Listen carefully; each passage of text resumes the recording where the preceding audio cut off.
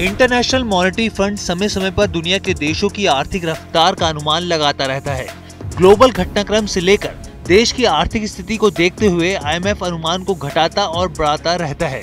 लेकिन इस बार भारत की ग्रोथ स्टोरी की रफ्तार ने IMF को भी दुविधा में डाल दिया। इंटरनेशनल मॉनेटरी फंड ने वित्त वर्ष 2022 की चौथी तिमाही में भविष्यवाणी की थी कि वित्त वर्ष 2024 में भारत की GDP अनुमान 5.9% रह सकता है। लेकिन अब उन्होंने अपने अनुमान में बदलाव किया है और अप्रैल में जताए गए अनुमान के मुकाबले 20 बेसिस पॉइंट्स को बढ़ा दिया है। यानी कि इस साल भारत की इकोनॉमिक ग्रोथ रेट बढ़ाकर 6.1% रहने का IMF ने अनुमान जताया है। वहीं वित्त वर्ष 2025 के लिए GDP अनुमान को 6.3% पर अपरिवर्तित रखा गया है, यानी कि कोई बदलाव नहीं किया गया है।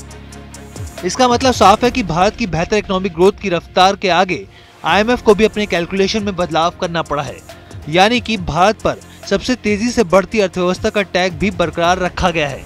वहीं हमारे पड़ोसी देश चीन की ग्रोथ रेट 2023 में 5.2% और 2024 में 4.5% रहने का अनुमान है। यानी कि इसका मतलब ये हुआ कि भारत की ग्रोथ रेट के आसपास चीन कहीं भी भटकता नहीं है।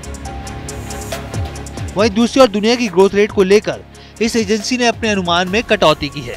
रिपोर्ट के मुताबिक वैश्विक स्तर पर ग्रोथ रेट 2022 के 3.5% के अनुमान के मुकाबले 2023 और 24 में कम होकर 3% रहने की संभावना जताई गई है। यानी कि ऐतिहासिक मापदंडों के आधार पर दुनिया की ग्रोथ रेट कमजोर बनी रहेगी। इंटरनेशनल मॉनेटरी फंड ने दो बड़े रिस्क के बारे में भी चेताया है। IMF का साफ तौर पर कहना है कि ये ग्लोबल इकोनॉमी की ग्रोथ के लिए स्पीड ब्रेकर का काम कर सकते हैं। रिपोर्ट में कहा गया है कि मुद्रास्फीति यानी कि महंगाई को काबू में लाने के लिए केंद्रीय बैंक की नीतिगत दरों में बढ़ोतरी से आर्थिक गतिविधियों पर असर पड़ा है। वहीं दूसरा रिस्क IMF ने अमेरिका में कर सीमा और बैंकों के विफल होने के उतार चढ़ाव को भी बताया है।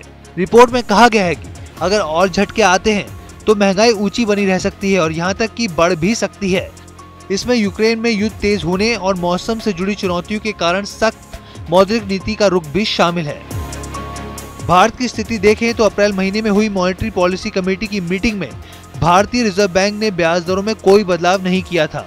अब देखना होगा कि इस बार सॉफ्ट कमोडिटीज में हुई बढ़ोतरी का असर कितना ब्याज दरों पर देखने को मिलता है।